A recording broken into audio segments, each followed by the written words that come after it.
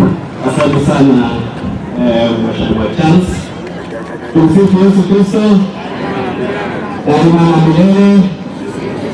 God is good all the time.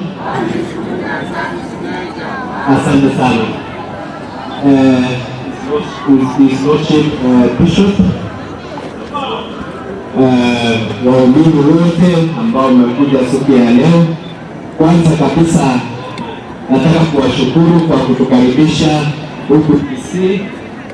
Ni mara yangu ya kwanza kuja huku na nimefurahi ile makaribisho tumepata hapa, inakuwa makaribisho kubwa. Tunasema asante sana waumini wote wa hii kanisa ya Catholic. Kwanza kabisa Bishop, nataka kukushukuru na kanisa lote la Catholic kwa ile kazi ambayo mmefanya kwa kujenga nyumba ya Father. Ile pesa tulisikia mlitumia hapo karibu 15 milioni, na ile kazi imefanyika hapo. I can confirm kama mtu wa hesabu, hakuna hata shilingi moja ambayo ilienda nje. In fact, mheshimiwa wenu, Mheshimiwa Chance, tulikuwa tunaambia asitafutie contractor, akasema contractors wataenda kumpiga mawe kwa vile hakuna hata shilingi moja ambayo ilienda nje. Tunashukuru sana kanisa, mmefanya kazi kubwa, na sisi kama viongozi tutashirikiana mikono pamoja na kanisa so that we can develop our church. Pia pokea salamu kutoka kwa president wetu mpendwa, President William Samoei Ruto. Niliambia naenda Kisii, akasema salimia waumini wote wa Catholic ambao wamekusanyika siku ya leo hapa. Mnapokea? Na hata niwaambie, serikali yetu ya Kenya Kwanza ikiongozwa na president wetu mpendwa amejaribu. Unajua ile mwaka moja ilikuwa kuorganize. Sasa ameleta utulivu. Ukiona baba ametulia, nchi imetulia. Juzi umeona shilingi imetoka from 170, saa hizi tuko karibu 132. And I can assure you Bishop, in the next 1 month itakuja hapo 120. Gharama ya maisha inakuja chini.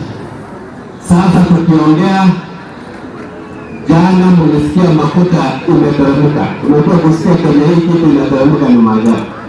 Kitu kilishapanda hakuna siku inateremka. Lakini jana mafuta iliteremka kwa the biggest margin of 7 shillings.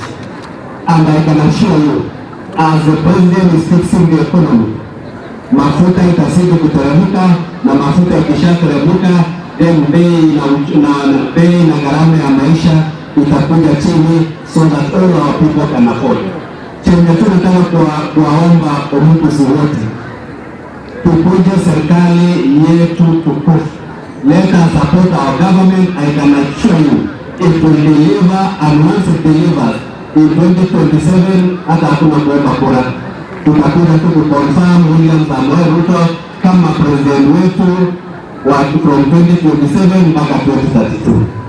Pia tunataka kushukuru mgeni wetu wa leo ambaye tumeandamana naye. Aliniambia wacha tutembea kwa Kisii, nikasema kama kijana kama mwenzangu nitatembea naye, na amekuja hapa na ni mtu ambaye kama wangu kabisa. Mtu ameshika laini, anaitwa Ndindi Nyoro. Yeye ni chairman wa budget, na hiyo mambo nimesikia Asima atakuja kusema. I can assure you going forward huko mbele mambo iko barabara. But for now, let us support our government so that it can be able to deliver as we build the younger generation to be able to take this country forward huko mbele. Asanteni sana, Mungu wabariki. Asante.